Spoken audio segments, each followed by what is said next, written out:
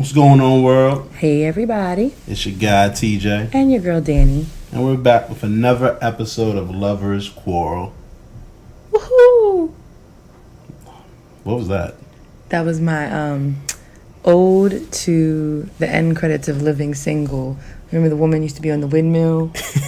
She used to be like, woohoo! Corny as shit. Our guest laughed. He's corny too. What the fuck?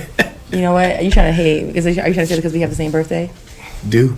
Yes. That would make a lot of sense about it. Y'all both like, very dry. You're so judgmental because you're so hilarious. Oh, I'm top 5 dead or alive. Top 2, not number 2. You heard me. Who told you that you're this funny? Everybody.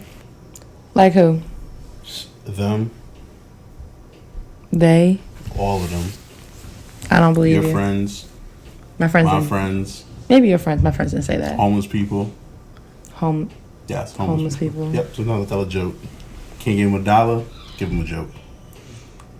Okay, well, you know what? We're gonna move right on. Just made him laugh. We're gonna move right on into our elevator talk, and I'll be kicking things off. So, going up and a little bit of going down.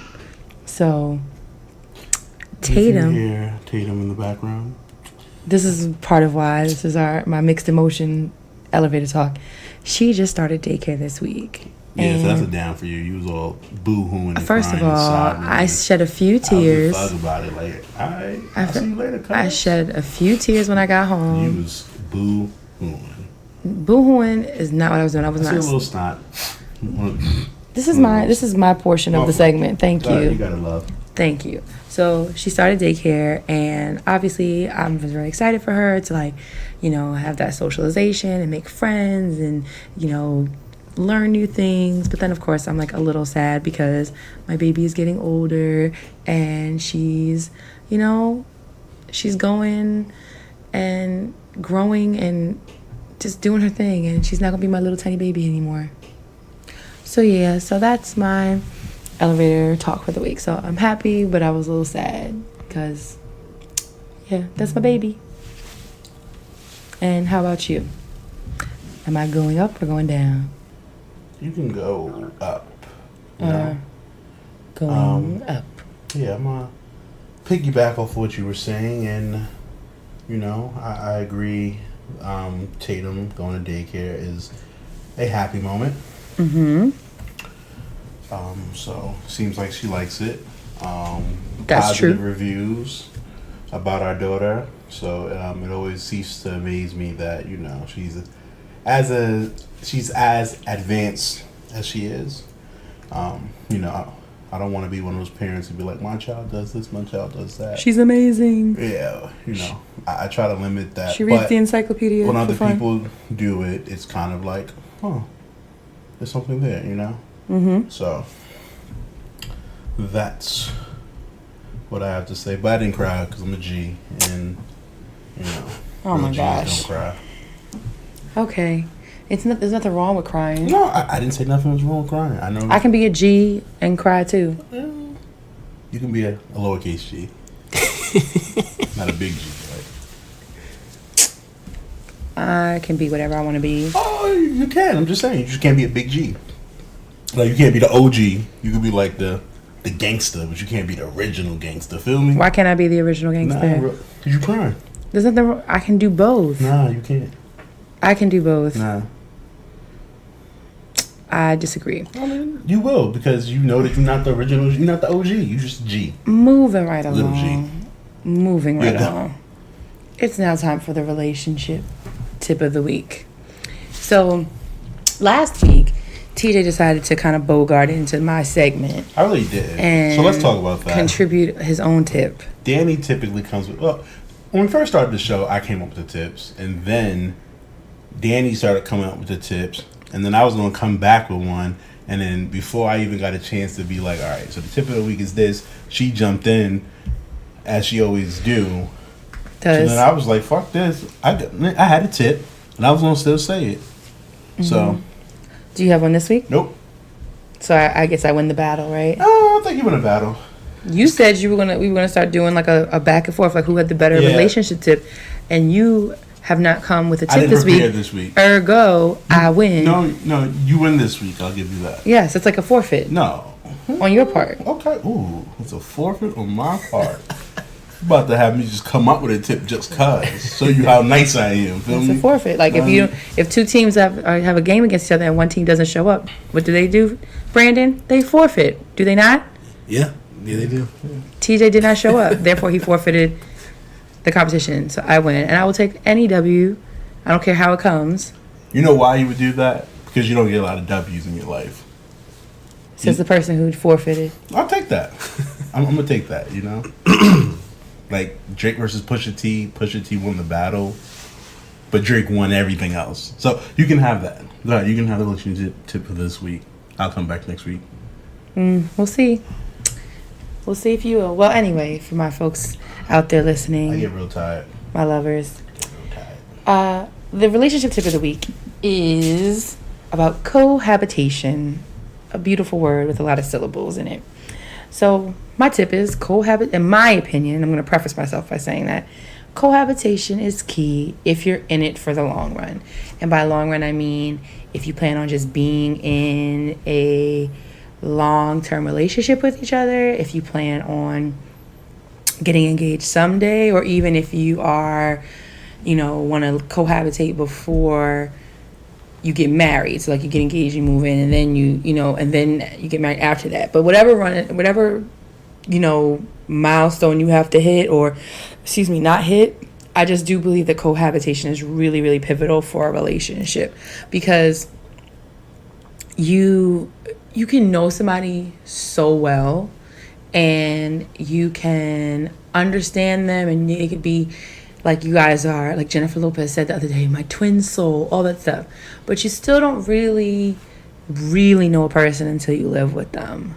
And it's important to know that person, because your home is supposed to be your happy place. Your home is supposed to be where you can like relax and, really kind of get comfortable. And when you live with somebody and you move in with somebody, that's the time where you kind of start to figure out people's quirks and stuff, because, you think you know somebody really well, and then you move in with them, and then you realize like they eat cereal with a fork, and then you're like, the fuck? And it just becomes... If you didn't know that person was eating cereal with forks beforehand, if you got to live with someone to know that, then you wasn't paying attention. No, because sometimes there not things that we do one way in public and another way at home? Not this person. And that sometimes works to your favor or against you. Whatever. It just depends on what it is. I'm just saying, So you dating somebody and you never seen them. It was an example. I'll get you. A hypothetical.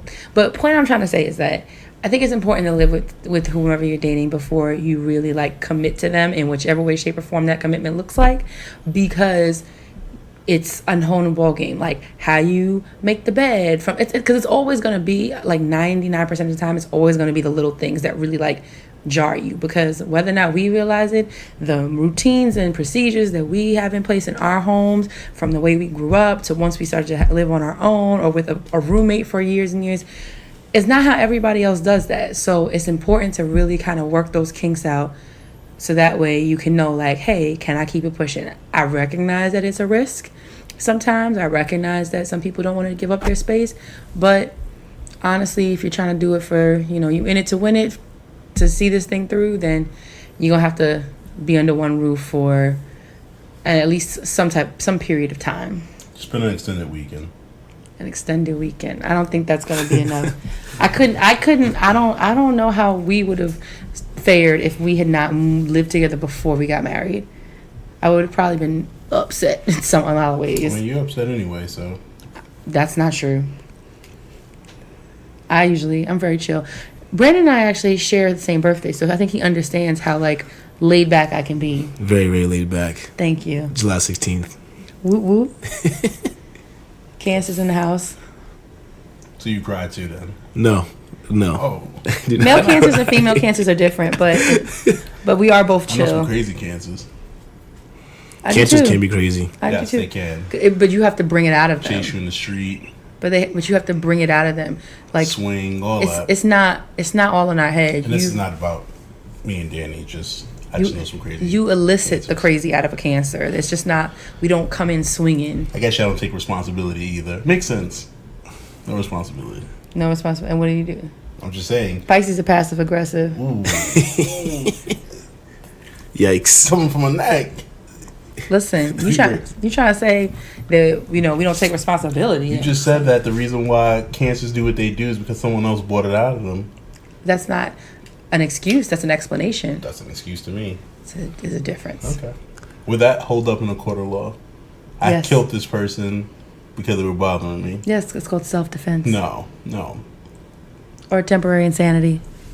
You can't say self-defense. I can say temporary insanity. Okay, you can say that. But if you're saying self-defense, because yes. See, this is what I'm glad you guys get to hear. Let me rip this apart real quick. If you're saying self-defense, then what happened in Florida was self-defense. No, that wasn't self-defense, and you just completely ruined the mood. Is it not self-defense? You were saying that if somebody's bothering you and you killed them, then it's self-defense. That's what you just said. Did she not just say that? Well, we never talked about murder. I could have sworn I just said that. No, you said would it hold up in a court of law. You didn't say the crime. I said court of law. I'm pretty sure I said that. You did not say murder. You said court of law. Oh my God. I'm gonna listen back to this tape later. Okay, I'll bet. How much do you want to bet? No. I will bet you money. Whatever. Anyway. All right, we moving. We ready to actually formally introduce our wonderful guest? Yeah, I mean, you should have introduced him. I did at the beginning of the episode. No, you didn't. We can bet that too. That's fine. All right. I'm gonna just be rich. That's all at the end of this episode. So, go ahead, introduce our guest. You know so much. I do know so much, and I'll be glad to introduce our guest after our sponsor break. Okay. Dani. Hey friend, it's time for you to ditch those workout gloves and get the grip and wrist support you deserve. What do you suggest? You need to get the Gains Load and Lock grips by Gains Sports Gear. They are more durable than gloves, have a non-slip grip pad that provides grip support and added wrist support unlike your traditional workout gloves, and will protect your hands from calluses. Do they come in different colors? Not only do they come in different colors, but they are available for men and women. Do yourself a favor, go to gainsportsgear.com. And remember, a better grip equals a better lift. Embrace the process. Yes, embrace the process. And you can get 10% off your first order using the code LOVERS10. And now, back to the episode. So, when we went on break, I was able to go back, listen to the audio. So Dani owes me money. Yes, you said kilt. Actually, I don't want money. You said kilt. She owes me. This is my win. Okay. That's kind of like I forfeited, but I just blew you out the water. Again, in the beginning, she didn't introduce our guests, like a semi-introduced. And then in the 10:27 mark, I said, kill, and she said yes. So okay. I won. Again, I tip my hat to you, sir. Again, listeners, lovers. So what's your prize for winning? Guys, I get the gloat. I told you you guys. do that anyway. You gloat even when there's nothing to gloat about. I told y'all she's gonna win that little battle. But I'm gonna come out victorious like I always do. Anyway, today we have a special guest. A friend. My family. My young bull. We have Brandon Edwards, Towson alum. It's also my Neo of the realest, greatest, most spectacular fraternity in the universe. He dibbles and dabbles in videography and photography. He's a Cancer, as my wife has stated so many times. They're Cancer twins, birthday twins. Whoop, whoop. Yes. He's the co-founder of Brain Food, which is a mental health event. And he's the founder of The Right Within, a minority mental health blog where he broadcasts others fight with mental health. Brandon is here today to discuss his own fight with mental health. So thank you, Brandon, for coming in. Thank you for having me. I really appreciate it. Thanks, Brandon. If people remember from, we had an episode with my line brother Brad. Yes. And that came again from me putting online. I wanted to kind of talk with people about the depression that they fought in their lives. Mm-hmm. So Brandon was one of the people who reached out to me and was like, listen, I want to tell my story. So I was like, cool. So if y'all notice, when Dani named the title, she named it F.I.N.E. Part 1, right? Yes. So this is F.I.N.E. Part 2? Yes, it is. All right. So Brandon, we're gonna, like TJ said, kind of touch on all bases as far as your own history and then what you kind of have come up with and based on your own experiences. So let's start at the beginning. What struggles did you have with your own mental health, either growing up or in your adulthood, and how did that, what did it look or feel like, or how did you find out? Definitely. I didn't really have any problems or issues with mental health, or I didn't know what it was until my father passed away in 2014.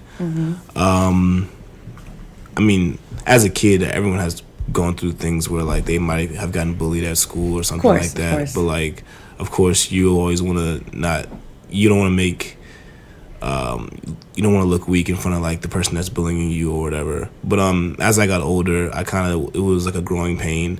But I guess the biggest thing that happened was my father's death on Easter of 2014. It was random. He died when he was 41 years old. We were away at vacation at Deep Creek, Maryland. And he was fine the whole day. And then next thing you know, he got out the pool and then just fell. And then he had a heart attack, and that was just kind of it. And this was the semester before I crossed into my chapter in my fraternity. Shout out to all my pro fights and my line brothers. But yeah, it was just a hard time. And after he passed away, I was kind of taken. I was told to get really involved in things. So I got involved in my chapter, of course. I got really involved in SGA with being the appropriations chair of the Senate. I was involved in a little bit of BSU and NAACP, and then anything else I can kind of get my hands on with internships and classes and things like that. Ultimately, that was the worst thing that I could possibly do, because after I graduated, while I was in school, I was kind of like stressed because I was in classes, and then we might have pageant practice after my classes, so I wouldn't be getting home to like maybe 12:30, 1 a.m. In the morning, and that's not a problem because like you do what you want to do when you want to do it, and if you want to get things done, you get things done. But in terms of a grieving process, that's why it kind of hurt that, because I was filling my time with all of these activities, and I was kind of running away from not grieving. And I wasn't going home so that I wouldn't see my family as much, because that going home would bring back memories of my dad, because he was in that house that we were living in. So going home and seeing like his chair or his jerseys up on the wall or his closet would kind of bring me back to a place that I didn't want to be. So then after I graduated in 2016 spring, during the summer and the fall, it kind of hit me where like I would work 9 to 5, and then there was no BSU meeting, there was no chapter meeting, there was no event that I had to go to. So it was just Brandon from like 5 to 9, and that's when like the grieving part really set in. And I started to like not want to go anywhere. I started to just put my anger into other things, and then ultimately it's still a process now, but that's basically where everything kind of stemmed from. I think you make a really, thank you, A, for sharing, sorry, and maybe I'm getting my words jumbled because I'm very much like identifying with what you're saying. I can see why like busying yourself like after your father's passing was kind of like like get caused like a delayed reaction to Right. like coping and everything like that. And I understand it, you know, and unfortunately kind of like you and I are part of the same club of like our dads passed away, and like my dad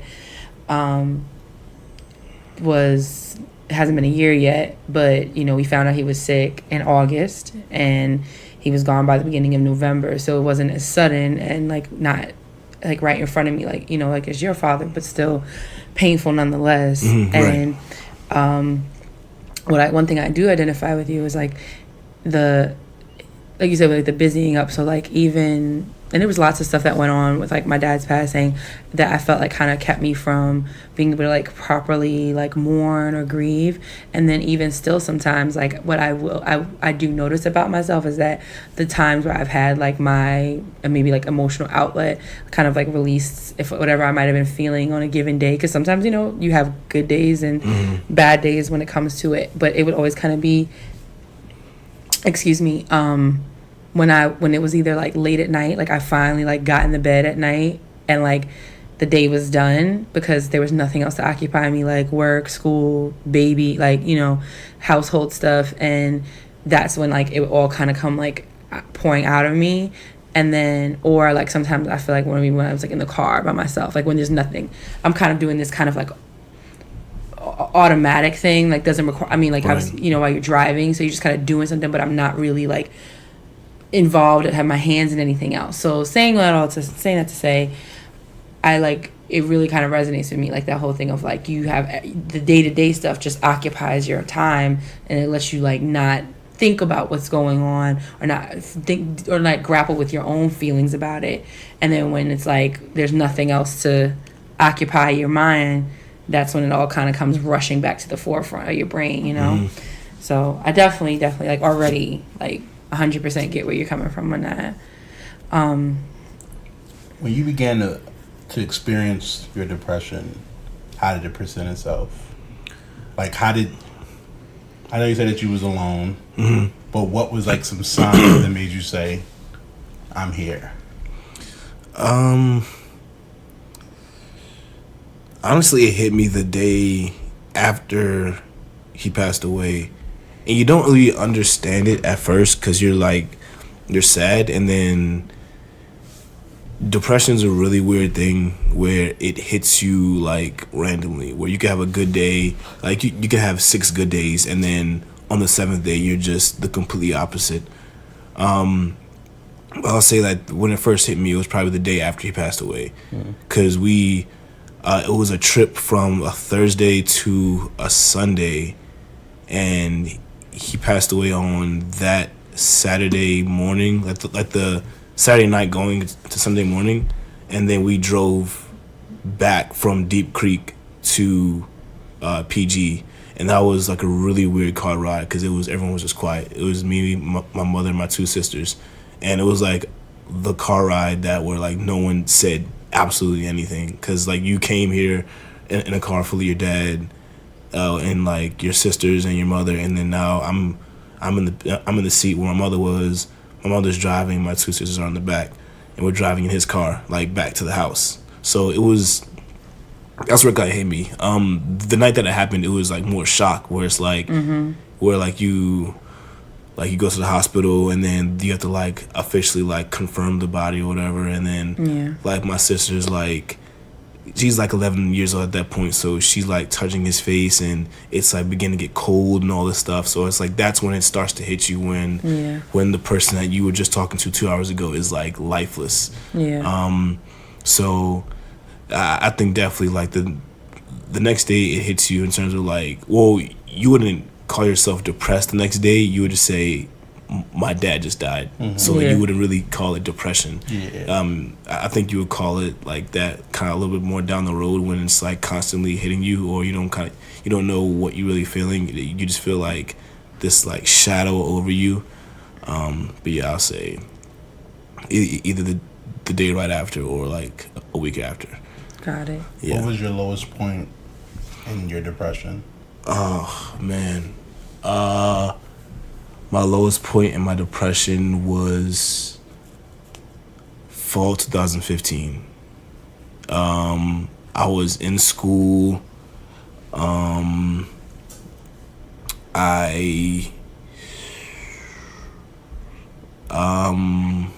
made a couple mistakes in terms of my decisions with some close people in my life, including like my mother and like some of my line brothers, and I was involved in SGA, and just like some rumors were being passed around that really weren't true. So it was kind of every aspect of my life was like there was a problem. Yeah. And like and I'm the type of person where it's like when someone's mad at me, either I don't talk to them because it's not that I'm avoiding the problem, it's I don't want to, like, if you're upset with me, that I feel like that there's no recourse. Right. It's like, why do you want to talk to me? You're upset with me. So yeah. And it's like I'm always open to fixing a relationship because I've never lost a friend or like someone close to me in my life in terms of like that relationship. So when I do something wrong, I kind of just fall back and I try to process the situation. The problem with that is that people sometimes take that as you don't care about the situation, but that's not who I am. I'm just learning how to process it. So like I would try to turn to my mother for things, and me and her weren't talking as much because I was being childish, and there were some things that I quite didn't understand, but that's just something that we had to work out because she was still a young person, and I always want her to be happy. But that's something hard that you have to accept when your father's not there anymore. So that was kind of me reacting to that. And there are just other parts of my life where I couldn't talk to the person who was like my spokesperson, so I didn't really have anyone to talk to. And I was on the brink of being suicidal. Like I had pills in my hand and everything, and luckily one of my neos from my chapter actually stopped me and gave me a talk. Shout out to Mac. Thank you, I appreciate it, man. Love you, bro. And this was before he was a brother. And me and him were friends before Alpha. Yeah. So we already had that bond, and me and him had a long talk. He knew what I was going through with my father and everything, and that's when I didn't have anyone to really talk to. But yeah, it was just everything in my life was going wrong. But I think that I'm glad that I got through it. So yeah, 415. I know we've covered the trigger of your, the start of you entering a depressive state and like where you hit your lows and everything like that, and some of the unhealthy ways that you were like coping with it. But were there any like when did you start to realize that you had to like kind of, when you like turned the corner as far as like, okay, I realize I feel this way, I realize that I don't like how I feel, I want to try to change things, I want to like cope in a healthier manner? I think it's when I started the mental health blog. Okay. I think that I find peace in other people finding peace, if that makes sense. It does. Like I like seeing other people get through their mental health problems because that helps my process too. And I think I can't give an exact time what that was. I can't remember when I started Right Within, but I was like, if I can, even though I'm not taking all the advice that I give myself, just seeing someone who's in the same shoes as me walk the same process as I do and walk the same line as I do, and the quest to find peace, that gives me some hope too, because I know that I'm not the only person that's like this, and I know that it's especially hard for Black men to come out and talk about their feelings, their mental health and their feelings. And that's something that my father instilled for me from when I was little. He was like, you're not like less of a man if you just tell me what's up, because I'd rather you tell me what's up than you like hurting yourself or something like that. And everyone, and there are too many Black men who who suffer in silence or who don't tell their best friends that are guys, yo, bro, like I'm not doing so well. Yeah. But it doesn't even have to be like a heart to heart every time. Just like if you feel like your boy's doing bad, then ask him if he wants to play 2K or something. I don't know.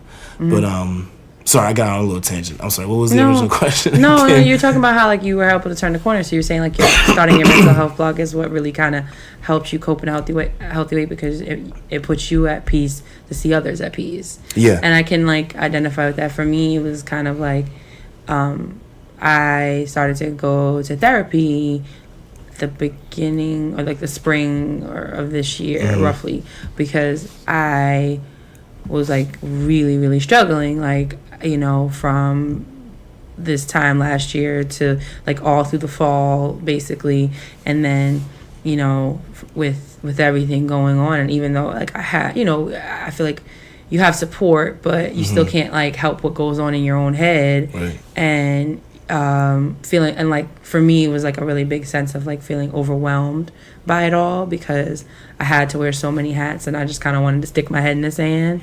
And so that's why like I had to kind of like, all right, I need to find somebody who's like unbiased, who you know, who's licensed, you know, obviously it's their job, and just have somebody to like talk shit out with, because it made me feel better. And like, so I like that you're saying that though, because like it could always, what makes you feel better, what kind of helps you cope or kind of get through it, can really look really different for person to person. Everybody doesn't have to go to therapy, although therapy can be a really good tool, and it's not a bad thing, you know, especially in our community. Some people think it's like a 4-letter word, but it also can be like in writing or helping others. Like it's very cathartic to help others and to kind of help other people work through, because then it kind of holds up a mirror to your own shit, but at the same time, it, like you said, it makes you feel better. Like, you know, to give is better than to receive, right? Right. So I feel you on that. I'm glad that you like had that epiphany to kind of like put it on pen, quote unquote, pen to paper, and like get that information out of there. As far as like, I know we kind of touched on like your frat brother who kind of was there for you, gave you, you know, a very important and pivotal talking to. But another question I have is because sometimes when, again, in our community, when Black people are depressed or have any type of struggle with their emotions or their mental health, it gets brushed off or to the side or whatever. But what was your experience with like opening up about how you felt and what you were going through with like your family and your friends? Like, was it well received? Was there some static? Like, what was that like? I think my family was really open to it because everyone was hurting. So my dad was a really pivotal role in my family. He was always like the character. Everyone loved him. My mother's sister, he's known her, my Aunt Lynette, he's known her since she was 5 years old. And now she's I think she's 35, 36. Wow. And their relationship was like an actual brother and sister. Yeah, absolutely. So everyone was hurting in my family. But friends and everyone else was pretty open. I didn't have any static from anyone. I know that my closest friends also shared the same views on mental health. Well, most of them do. But others who may not have known someone that has suffered a loss like that, they might not have experienced it, but they were at least open to understanding that the process is different. Because losing a parent isn't it's a really weird process if we're like at our age, like adults. So right. Yeah. So of course, like if like a mother or a grandmother loses a parent, it's different. I'm not saying it's better or worse, but when you're like in your late 20s, early 30s, or in your teens, losing a parent can be kind of like awkward. Yeah. So you're right about that, and they like, I saw this article the other day where it's just like about adults basically when they lose a parent and how like, you know, whether or not people realize it, sometimes it feels like they put like a statute of limitations, like a timeline, like on how long you're supposed to grieve or mourn. Right. And they're like, you know, that like, why are you still like upset? And people, you know, and the person that was writing the article was like, you know, my dad died 4 years ago, but I'm still not over it. Like I'm still, you know, and I was a grown woman, but I'm still not there yet. And I really like, again, resonated with me because, and I'm saying this as somebody who, my father hasn't even been gone a whole year yet. And I feel like sometimes like I'm when I talk to people, or like, and I'm sure you understand, like, even the most like mundane thing, like your dad pops into your head, like, damn, this is something I would have called him about, or this is something that like he would have loved, or whatever, or he would have been like pissed if he saw this. And so like I feel like sometimes I'm like bringing it up like the same way how somebody like name drops, that you get what I'm saying? Kind of like, because like I feel like sometimes I'll be like, my dad would have, or whatever, my dad would have loved this, or my dad used to always say blah blah blah blah blah, and people kind of like nod and like okay, but at the same time I'm wondering, like in my mind sometimes I feel like, damn, am I like bringing him up too much? Like, you know, it's almost like, it's like when I talk about Tatum and I talk about my dad, you know, because like, like these important people in my life, but you know, people always talk about their kids and brag on their kids, and then but like when you lose a parent, like you feel like, you know, because they're not around, they always make you think of like stuff, always reminds you of them. So not to get too far off topic, but I definitely like identify with that. Like it's that awkwardness of being an adult and like losing a parent. Like it's that it is an awkward kind of feeling sometimes, and that could also add to your depression or to your struggle, because like you feel out of place with your emotions sometimes, you know, like, okay, we're okay to be sad here, but now we're supposed to like move on. Right.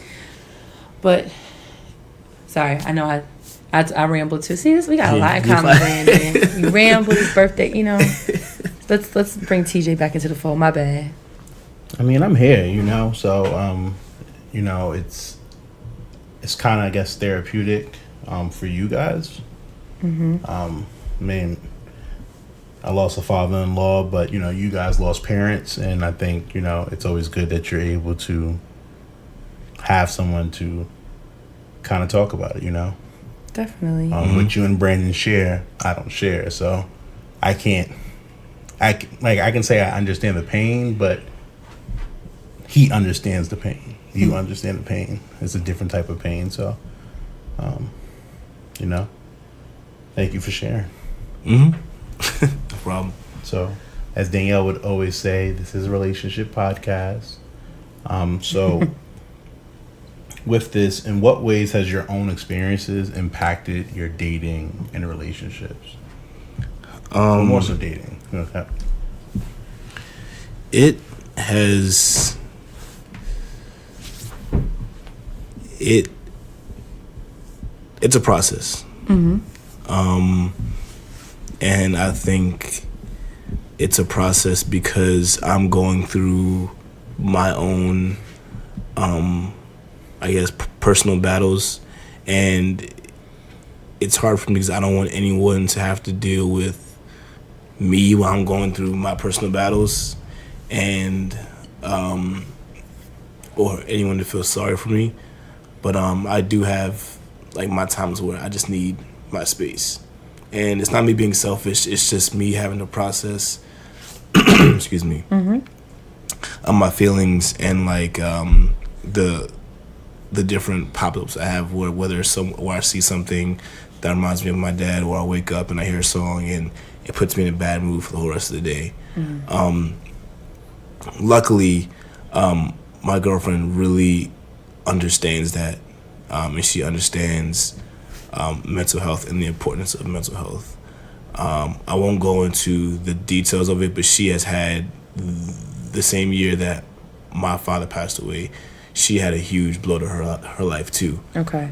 So that was, when I first met her, that was the connection we both had, because we both are working through our own demons ourselves. So when I have those bad days, she supports me, and when she has those days, I try to support her. Got it. Of course, there are always those dates, like every year, where it's his or her birthday or the day they passed away comes around every year. So we try to be around for each other, especially for those days. And Christmas too, because Christmas was like my dad's favorite holiday. Yeah, Christmas is always hard. Yeah, but I would say it's not. It's definitely a process.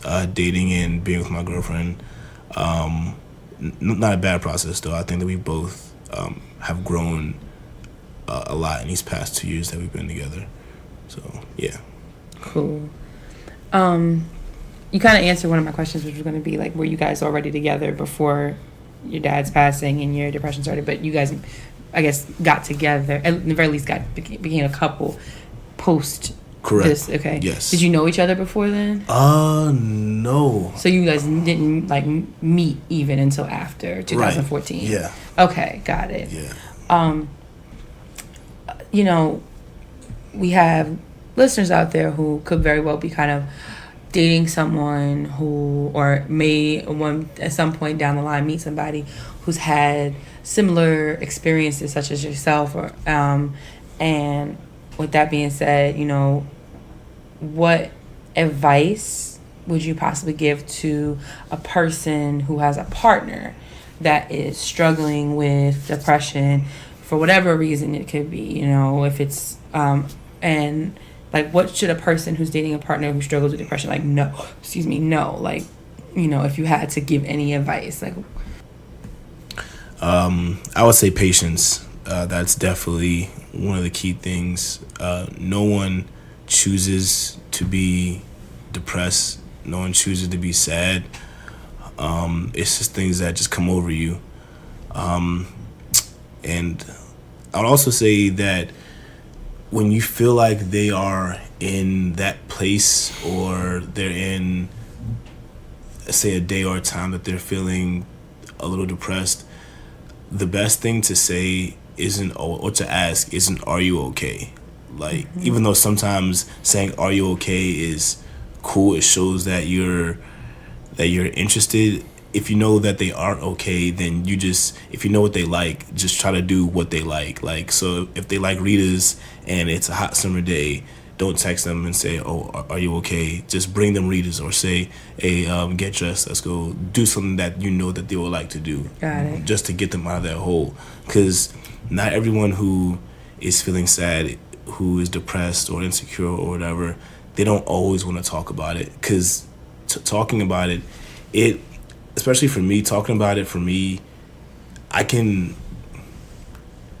text you about it, I can call you about it, and I may feel better for like the 2 seconds, but it's not that therapeutic all the time for me. And that's why I've had my own problems in going to a therapist, because I just don't see, like, for me, when I talk to therapists, it's cool at the time, but then it's like where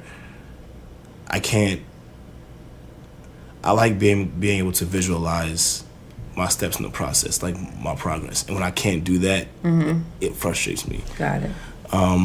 But back to the relationship advice, sorry. Sorry. I would say definitely patience with them. Just be their friend, and just do things that you would think that they would like when they're in those deep spots. At what point do you think someone should tell their partner, like, you know, if they're like first meeting them, or they think it's what they get serious? At like what point would they tell them, I battle with depression? Would you recommend, based off of your point of view? Like, I would say before you all decide to become official, like boyfriend and girlfriend, of course, before that is the quote-unquote talking stage or whatever, but hopefully you've had a basis of friendship. So if it's a part, I don't want to say a part of your life, but if it's an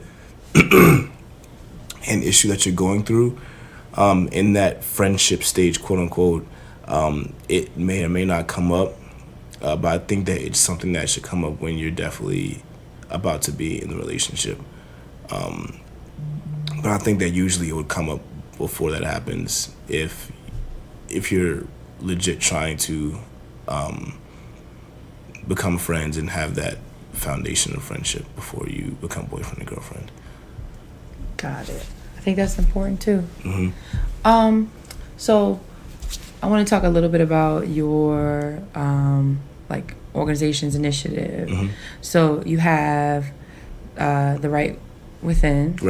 Right Within, excuse me. Mm-hmm. And then you also have Brain Food. Yes. That you're a co-founder of, correct? Yeah. Okay. So explain to our listeners what each one is and like the purpose that they serve. Okay.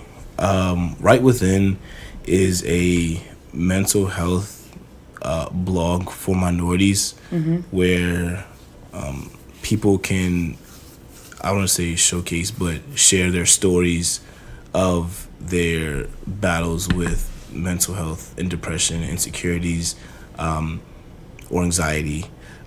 My story is on there, and I believe I have 4 or 5 other stories up there right now. Another one is coming this week. So basically, I don't do anything on my end. I just give people, I take the pictures for the participants, and they just write their story, however long or short that they want it to be. And I put a preview up on Instagram and Facebook, and then 2 or 3 days later, I post the actual story. Got it. And just trying to get more stories up there, just so I know that people don't suffer in silence. Dope. And then what about Brain Food? Brain Food. Okay, so Brain Food was actually a stem from Right Within, which is funny. Back in February, I got an Instagram DM from someone I didn't know. Her name was Morgan, and she said, "Hey, I saw your Right Within campaign page. I run a similar page called For My Sister, and I was wondering if you wanted to get together and maybe do an event or something like that." I was like, "Okay, cool." Like, so I'm thinking that she's in like the DC, Baltimore area. Yeah. Come to find out, she works for Google in Dublin. Oh, wow. So we were planning this event. We went through a lot of names, a lot of hoops in terms of fundraising and all of this back and forth. So in Dublin is 6 hours ahead of us. Yeah. So when I got off of work, it was like 11 o'clock where she's at. So we were just planning meetings, Skype meetings, and eventually on July 22nd, we had our Brain Food event, which was basically a group healing process for many people. We had poets, we had speakers, and at the end, and all the poems were geared towards mental health. Got it. We had music, food, brunch food, and we actually had some speakers or people that in the audience that want to come up and share their stories. At the end, they came up and did so. So we're definitely looking to have multiple more Brain Food events. I think we're looking to have an event in the Bay Area next. Because she has relocated over there. And Google funded this whole event, so we didn't pay 1 cent out of our pockets so dope. for the food, the venue. So I thank Google for that. So we're definitely trying to move to the Bay Area, Philly, Atlanta, Baltimore, New York in the next couple of years. So I'm really excited. That's so dope. I think it's great because it's showing how like just putting something out there, being public with it, is creating these new avenues and new ventures for yourself that ultimately are still helping others. So that's amazing, Brandon. Yeah. I mean, I think it's ultimately like so important to, whichever way, shape, and form suits you, to kind of get whatever's weighing heavy in your head and on your heart out. Right. And I think it's important that we have these conversations, and we use even like this platform, like this podcast, to discuss it, because clearly in this situation, Outbreak, you and I already have like something that we identify with, but then also like people listening could also hear something that they identify with. They can now seek out your blog, seek out Brain Food, start to kind of follow and see where that stuff is going, because just like why TJ wanted to, I think, make this kind of like a series of where we touch on mental health issues and experiences, is because it gets glossed over. It's been more prevalent now, but for so many years people didn't want to address it. And it's like, you go to the dentist, you go to the doctor when everything else is messed up, or not, you don't even use messed up, but just to get checked on, to check up or whatever. So why not your brain? So I really, really, really appreciate you taking the time to speak with us about this, and to talk to us about how your experience, how it impacts your relationships, and what you're doing on your own to kind of better contribute to the community, is what I should say. So thanks, Brandon. Thank you. I appreciate it. Yeah, I appreciate you. My wife kind of touched on the head. While this is a relationship podcast, it's also a life podcast. You know, we all go through things. We all have our own demons, our own battles, some worse than others. You were close to ending your life, and I think that's important for people to see the transparency. So that's why having you on and having people on who have their different fights, their different battles, is so important, because at the end of the day, we're all human. Right. As your pro fight, as your family, as your brother, as your friend,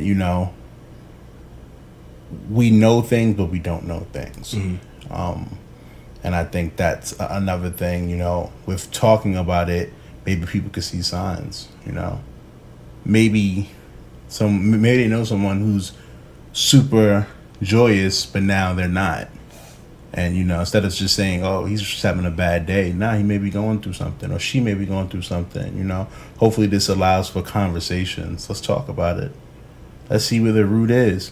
And if someone says that they are depressed, we got to take it serious. We may be like, well, that's nothing to be depressed about, but, there's been kids who've killed themselves.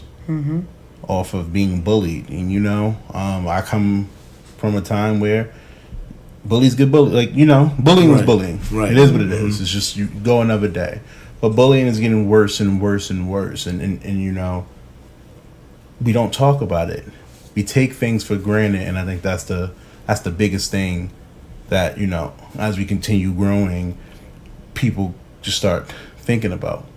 Ask the questions. Let's have the conversations. Let's talk about the things that's considered taboo. That's considered, we don't talk about it. It's in-house stuff. Like, we're all humans. We all make mistakes. We all go through things.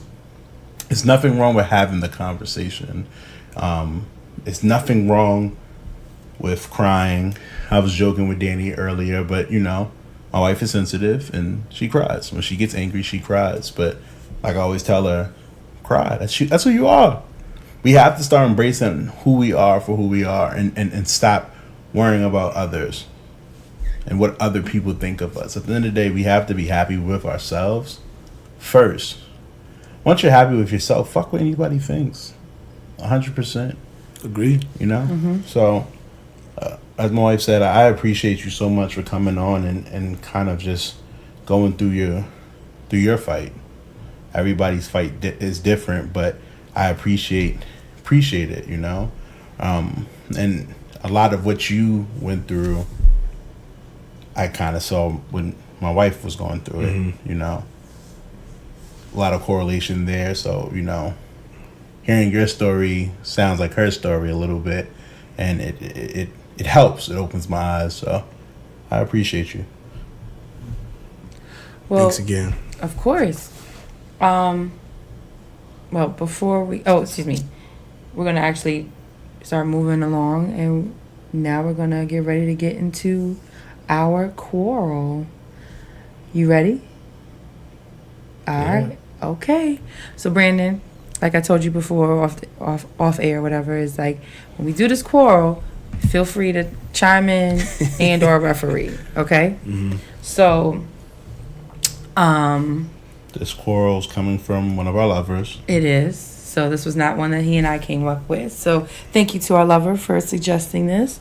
Let me get myself together because I do sound effects. So let me get my voice together.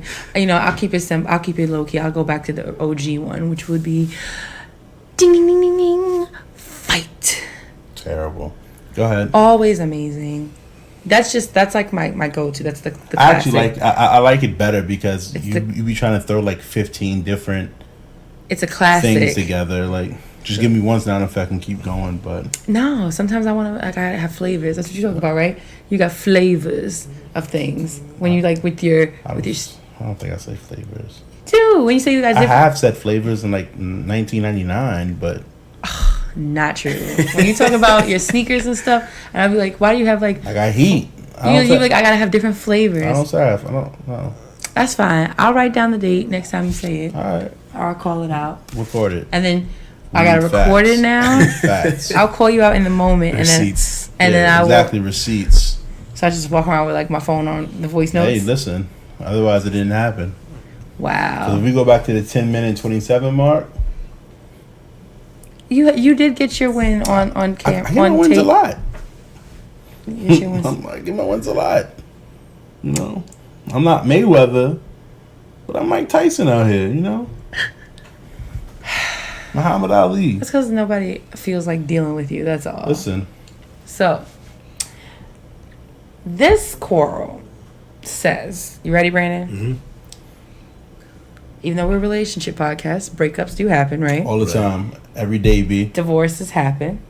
every day. So the question is, when divorcing or breaking up, is it the man versus the woman, or partner versus partner, or is it the man versus the woman and the court system? Meaning, and I guess what this lover was trying to say is like, you know, parents get married, they have kids, they get divorced. Is it really like, okay, this is about me and you, or this is me versus you? You know, because sometimes it can be that. But, or is it me versus you, and you've got, and a woman has the judicial system on her side That of way. things Oh. when it comes to the kids, I guess. That way. Or the property. No, well, it says divorcing and breaking up, so I'm thinking it's talking about the whole package. I'm thinking, I lean more to divorce because usually Yeah, with it's like, divorcing or / breaking up. yeah, Is it a man versus woman or man versus woman and the court system? yeah. So I'm thinking the whole package. I don't think they're just saying just the kids, because that's what you just said. Or like property, things like Yeah. that, yeah. So, where do you stand That way. with that? They can't see you. That way. Man versus woman in the court system. Oh. 97% of the time. The other 3% of the time, it's probably like equal. But a lot of times, they be gunning for the men. And that's just because there's a lot of ancient men out here. So for all the good... Hold on. For all the good shit men... Let's say ain't shit men. For all the good shit men... Is shit, man? Yeah. Because ain't is like... Whatever. Listen. We're not in school, Professor Byerson. Okay? Okay? Thank you. Okay. I just feel like we have... I feel like the system isn't always fair. I mean, we know that already, but, you know, when people are divorcing, it should be what's best for the children. I agree. And it's not always about what's best for the children. And I think that the system needs to be... it's supposed to be unbiased. And Well, this- go ahead. Sorry. Because you cut me off a lot. My apologies. No, Go go ahead. ahead. The system isn't perfect. I'll give you that. But I think you touched on it, which is like, I won't even necessarily say that there's like, some of it is that there's a lot of ain't shit fathers and husbands out there. But also too, I think that like, in most cases, it might appear to the man that it's the man versus the woman who has the court system on her side. But in a lot of those situations, it's like the woman is the primary caretaker, is the primary, the primary caretaker. So there is a... Are you saying that a man can't be a primary caretaker? Not at all. What I'm saying, though, is that typically the woman is the primary caretaker. So because typically the woman is the caretaker, she deserves more because of what is typical. I'm saying, well, what are we talking about? Are we saying deserves more in what context? Yeah, but I'm saying that typically shouldn't even be in the picture. It should go by a case-by-case situation. It shouldn't be, well, typically the woman is the caretaker, so let me listen to the story, and because women are typically the caretaker, I'm going to side with the woman. Well, no, it should always be a case-by-case basis, but I think even if you look at the case-by-case basis, the majority of them, would be, there would be evidence to show that, like, the woman has the larger burden to bear as far as, like, providing for or caring for the children, they can, as far as the being present part. But what I'm saying is that a man can do the same thing. Well, absolutely. There's men out there to do it every day. So if there is a man out there who can do it, he shouldn't get the short end of the stick, because typically the women. So what constitutes the short end of the stick?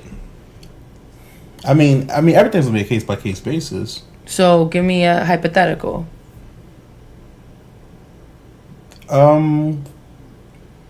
If their two parents are divorcing, the mother is working crazy hours, and the father can take care of the kids, but she doesn't want him to take care of the kids, and because she gets sole custody, she makes the decision. As a court, they should listen to what makes sense. You have a father, or let's say the court says he has to pay for daycare. He has to pay for after school care. Mm-hmm. But the father can watch him. He can watch his children. Mm-hmm. But why am I paying for this? Like, it's not always a situation of fair, and sometimes things are done in spite. I'm gonna say most times things are done in spite. There are some guys who ain't shit, and child support is used because they ain't around and the mother is doing all the burden. But in the situations where you have a father who wants to be in his kid's life and the mother is using the court system in her side, I think that's unfair. Okay, so that, I feel like that's a really, like, it is very, very specific, but at the same time, though, I think it's like that's a narrative that is absolutely true. But then there's, like you said, there's a narrative of people out there who, like, aren't present, aren't doing their job, so therefore the court does need to step in and does need to make a demand of, like, this is what it needs to be. And 100%. If it errs on the side of the woman, then hopefully that would be the case, because the woman is the one who's showing and proving that, like, I'm doing my part and he's not doing his. And if it was the other way around, if it was a man doing his part and a woman not doing it, she should pay child support and the kid should be with him and all the other stuff like that. But yes. I don't think it's fair to make a blanket statement of, I think it's man versus woman and the court. I just think that it should be, I think that sometimes it might appear to be because of society, because of the media, but you don't think that most men have a strike against them because there are so many men who ain't shit? You don't think that most men go in there ready to fight, but they don't really have a fight in the battle because the judge has seen multiple people who ain't shit? I mean, I'm sure that might have an impact or an influence on a person. It's hard. I mean, judges and court systems are supposed to be impartial, but at the same time, though, that, like, our officers are supposed to be impartial, but there's a lot of African American men who are getting murdered and arrested and illegally frisked based off of their fear of African American and colored people. But it's supposed to be a fair system. It's supposed to be. It's a flawed system. Yes, and that's my point. So, but it's not. But it's still. It's a flawed system. But then does that give us the right to sit there and make a blanket statement? What was the blanket statement? That it's either man versus woman, or is it man versus woman in the court system? No, I think that it'd be like the same way how it would be a blanket statement to be like, oh, when people break up, like the dads ain't ever shit in when it comes to the kids, whatever. That would be a blanket and unfair statement. So saying, and it's blanket and unfair statement to say that woman, the court is in the woman's favor. And I'm going to change it from man versus woman, because it could be woman versus woman or man versus man. But like the court system sides with one person. You don't think that they do? Well, I mean, ultimately, that's the court's job, is to side with somebody at the end of the evidence being presented. You know what? With me trying to switch it up, I would love to see how divorces go with like same sex. Mm-hmm. Sorry to sidetrack, but you know, they're same sex, so it's not like still man versus man, even though one may be the, what do they call them, top versus bottom. Well, that's about like sexual stuff, but that's like, I thought that was also in a way of carrying themselves. As I understand it, I think that's just like a sexual preference. Okay. Not about how like they carry. I know that there's like, you might be trying to say like some are more like effeminate and some are more masculine, but it's still like there's couples, but they like share their I mean, it just depends. What I'm trying to say is that I would like to see in those type of rulings, do they side more with what they may perceive as the more feminine partner, or the more masculine? Or if it's just like, it's fair game. You know? I would love to see I think that's interesting. Studies on that. That's interesting. Because I haven't seen... I've seen divorces between men and women before, but I haven't seen a divorce between a man and man or a woman and a woman with a kid involved. Yeah, I mean, it's definitely out there, I'm sure. Right, yeah. No, it's definitely out there, but it's probably fit. I mean, granted, it's also depending on where you're at and everything else, but I do think that in those situations, fathers get a bad rap, and fathers don't get a true opportunity to fight when it makes sense. And you know, I'm all for child support if that person is not there. But if that person is there and they want to work with you, then child support should not be used, because now it's being used as a pawn. I think that it in that scenario, then absolutely no. That's what I just said. And then, but I think in other scenarios, like you said, it should be a case by case basis. So I think ultimately what it comes down to is the premise that our lover census is, that we can't make a blanket assertion one way or the other, because it really isn't hard. You know, it isn't this cookie cutter every single time a couple breaking up comes in front of a judge and says, this is what I want to do. Because I know people who the father has sole custody and the mother has visitation or weekend custody or whatever. I don't think there's child support involved, or they might have like maybe their own financial arrangement, but I know of that situation too. So there's evidence of it going in the direction of the dad, that being the case. So it should be definitely a case by case. Is the mother like a crackhead or something, or no? Okay. It's not extreme circumstances. It's just that the father proved that he would be the better provider for those children. And that's a beautiful and listen, that's a beautiful thing if they allowed him to prove that he would be a better provider, and they awarded him. But I've also heard and saw the opposite, where there is a better provider and they did not care. That's nice and all, but we're going with her. So I think you know, my biggest thing from it is I think that every court case should be different. And I know it's not. I think we all have biases, and in the court system, I know they have biases. I know there are judges who, when they see a certain person, they're like, nope, I don't care. I do not care. I've seen this father 15. I've seen this type of father multiple times, and they're always negative. They're always bad.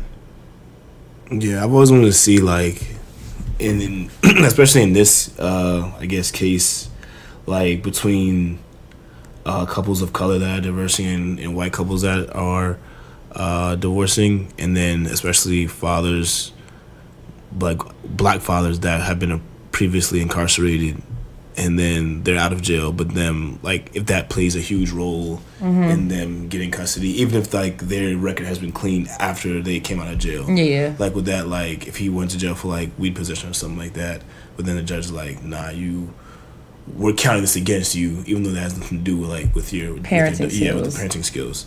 Because I know that the judicial system has already like an X against minorities, especially in the 90s with like minority fathers and trying to like disenfranchise the black household. Definitely. But I don't know. I think it's something that I would definitely look into.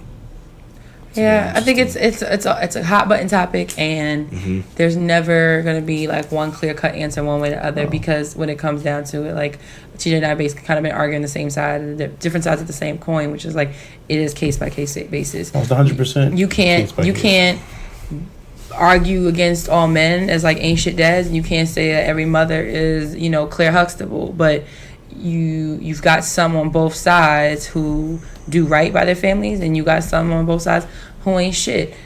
You know, I just think that like at least in American society, there's the prevailing notion that like maybe that is it, like the assumption leans towards the woman, because the woman is typically the primary caretaker at home of the children. So when parents break up, the dad was always responsible for being a financial source of stability, but then the mother kind of had everything else. And then in the 20th and 21st century, you have women working and then still doing all of that. So then it just becomes like a thing of like, if you look at who has more eggs in their basket, the prevailing assumption is that the woman does, because divorce, breakups aside, like people who are together, that's a lot of the time is the case. That's the narrative of like, yeah, mom comes home from work, dad comes home from work, but mom cooks dinner, or mom cleans up, or mom gets the kids ready for bed, or mom gets the kids ready for school, and the PTA meetings, and the this and the that.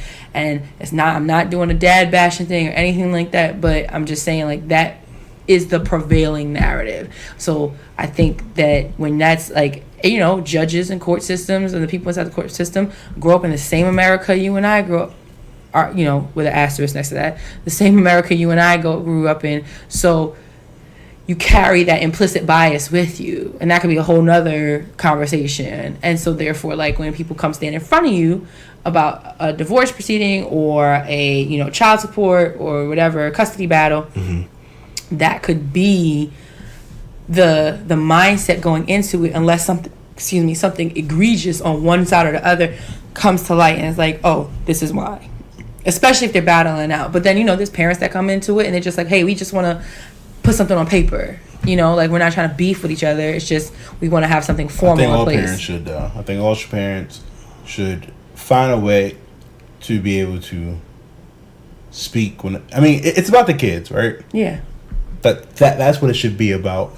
We can hate each other. We can hate each other guts. But what's best for our child? Period. And a lot of times we see that people use this child support or these rulings in their favors.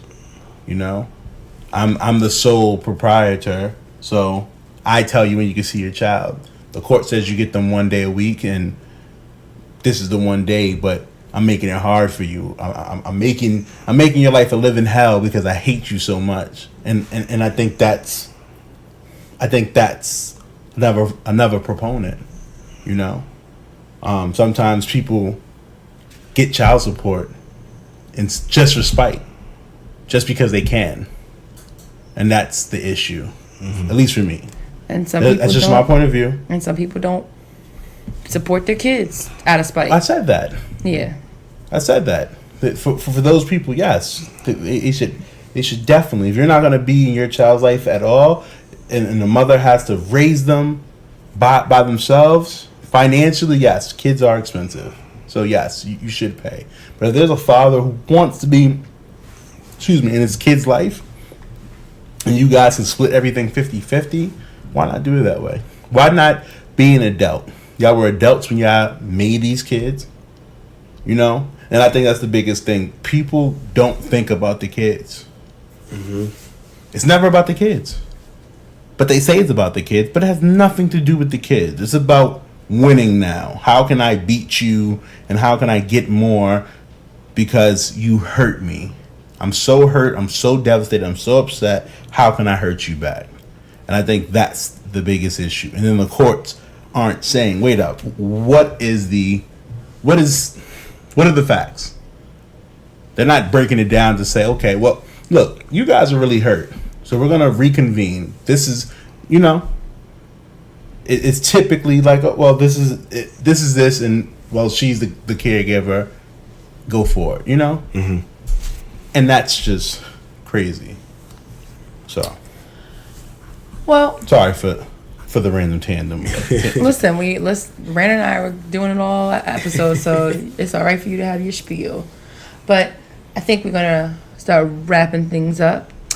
Brandon, I won. We're not even gonna get into that. That was a draw, if anything. I won. Okay. Well, Brandon, thank you so much for being on our show. We really appreciate it.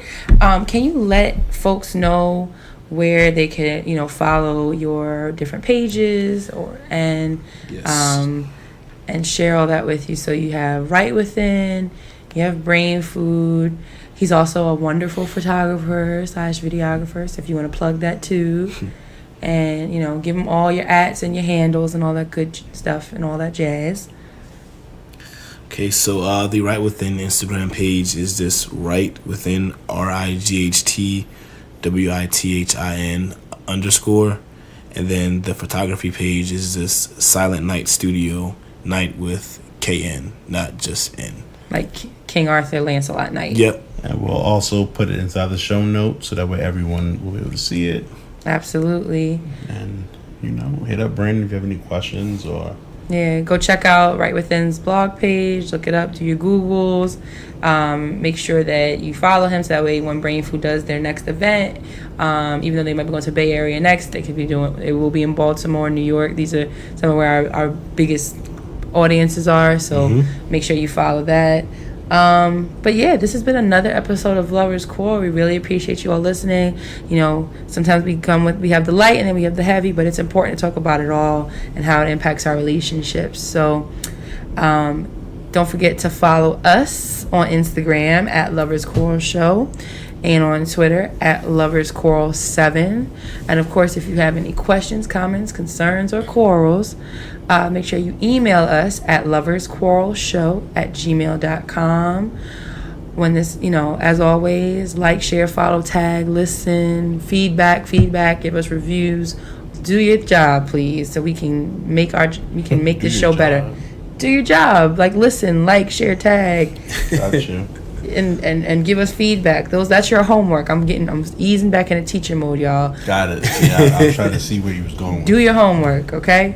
And we thank you as always for listening. And like TJ would say, we appreciate you for all that you do. You gotta appreciate the people who take the time out to listen, follow, talk with you, converse with you, because they could be doing anything else. I appreciate every victory I get, every person that reaches out, every person that listens, everybody who, good feedback or bad feedback. I take it all because, again, I just want to be great at what I do. And so, thank you. As my wife said, I truly appreciate all those who listen and comment and interact with us. We're normal people, we're regular people, but, we're relatable, we're transparent, we're your favorite couple, so all the other good jazz. Yep. And with that, again, thank you for listening to another episode of Lovers Quarrel. And I'm your guy, TJ. And I'm your girl, Dani. And as always, we fuss. We fight. But we love. Bye. Farewell. Dani sucks.